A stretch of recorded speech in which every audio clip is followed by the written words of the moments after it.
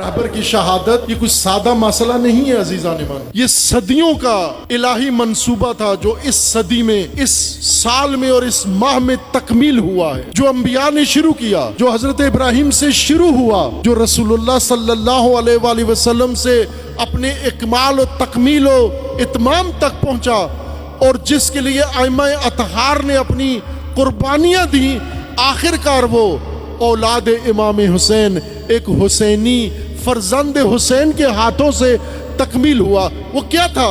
امام حسین کوفہ بیدار کرنا چاہ رہے تھے، نہیں ہو رہا تھا۔ مکہ بیدار کرنا چاہ رہے تھے، نہیں ہو رہا تھا۔ مدینہ بیدار کرنا چاہ رہے تھے، نہیں ہو رہا تھا۔ بصرہ بیدار کرنا چاہ رہے تھے، نہیں ہو رہا تھا۔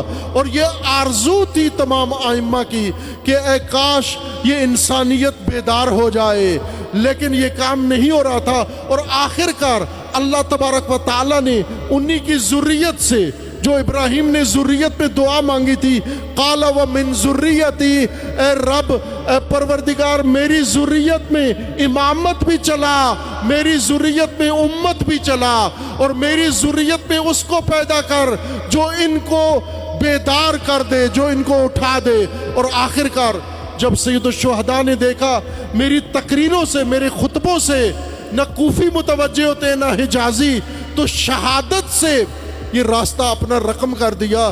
رہبر شہید نے شہید ہو کر ساری دنیا کو جھنجھوڑ دیا، ساری دنیا کو۔ اب وہ روح جو پہلے ایک جسم میں تھی، جس کے بارے میں رہبر فرماتے تھے کہ میرا ناقص جسم ہے، یہ بم دھماکے کے اندر رہبر شہید کا جسم ایک پورا حصہ، پہلو اس بم دھماکے میں زخمی ہو گیا، جس میں ہاتھ مفلوج آتا، اب سب دیکھتے تھے، لیکن کندھا بھی مفلوج تھا اور پہلو بھی، اور پاؤں پر بھی اثر تھا۔ وہ رہبر نے فرمایا تھا کہ پروردگارہ، امام عصر کو فرمایا کہ اے مولا، اے ہمارے آقا، میرا یہ ناقص سا جسم ہے، یہ جسم بے شک بم کے دھماکے کی وجہ سے ناقص تھا، لیکن اس میں روح بڑی کامل تھی، اس میں روح بڑی عظیم تھی۔ جسم ناقص تھا لیکن روح کامل تھی، روح عروج پہ پہنچی ہوئی تھی۔ اب جو آج کے زمانے کے یزید نے رہبر کو شہید کر کے یہ سمجھا کہ اب ختم ہونے والا ہے، نظام ختم ہونے والا ہے، لیکن الٹ ہو گیا۔ الٹ اس وجہ سے ہوا کہ وہ اس جسم سے، چھوٹے سے دبلے لاغر جسم سے بڑی عظیم روح نکل کر پوری دنیا کے مومنین کے دلوں کے اندر چلی گئی ہے۔ آج وہ روح آپ کے اندر ہے۔ آپ کو کون سی روح ادھر لائی ہے؟ وہی روح لائی ہے، وہی روح خامنئی آپ کو لائی ہے، روح کربلا آپ کو لائی ہے، روح عاشورہ آپ کو لائی ہے۔ اور آپ نے دیکھا جب رہبر کی روح ساری ایرانی قوم کے اندر آ گئی، تو یہی قوم جس پر ٹرمپ اور نیتن یاہو امیدیں لگا کے بیٹھے تھے، پھر اسی قوم کے ہاتھوں کتنے ذلیل ہوئے، اور ہر روز ذلیل ہو رہے ہیں اور ذلیل ہوتے رہیں گے انشاءاللہ۔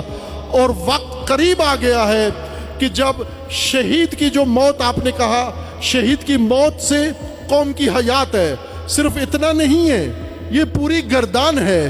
شہید کی موت سے قوم کی بیداری ہے، شہید کی موت سے کربلا کا احیاء ہے، شہید کی موت سے مقصد حسین مجسم ہو کے سامنے آ گیا ہے، شہید کی موت سے کربلا تاجروں سے نکل کے مجاہدوں کے ہاتھ آ گئی ہے، شہید کی موت سے آج کا یزید بے نقاب ہو گیا ہے، بے آبرو ہو گیا ہے، اس یزید کا خوف لوگوں کے دلوں سے نکل گیا ہے۔ اور شہید کی موت سے آج بزدلوں کے اندر بھی شجاعت و دلیری پیدا ہو گئی ہے۔